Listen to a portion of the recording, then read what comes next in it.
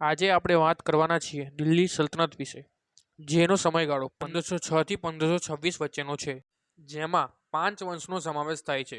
તેમાં પહેલો વંશ છે ગુલામ વંશ. ગુલામ વંશની સ્થાપના કુતુબુદ્દીન ઐબક દ્વારા મોહમ્મદ ઘોરીના મૃત્યુ બાદ કરવામાં આવી હતી. કુતુબુદ્દીન ઐબકે ગુરુ બખ્તિયાર કાકીની યાદમાં કુતુબ મિનારના નિર્માણની શરૂઆત કરાવી હતી અને તેને અજમેરમાં ઢાઈ દિનકા ઝોપડાનું નિર્માણ કરાવ્યું હતું અને તેની પોલોની રમત રમતા તેનું મૃત્યુ થયું. પછી તેનો જમાઈ ઇલ્તુત્મિશ ગાદીએ આવ્યો.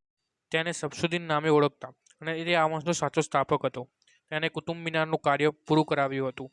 તે તરાઈના ત્રીજા યુદ્ધમાં તૈજુદ્દીન સાથે યુદ્ધમાં તેને હાર આપી હતી. હવે જે શમી ઈદગાહ અને જુમા મસ્જિદનું નિર્માણ કરાવ્યું હતું અને તેના પછી તેની પુત્રી રજિયા ગાદીએ આવી. તે દિલ્હી સલ્તનતની પહેલી અને છેલ્લી મહિલા શાસક હતી.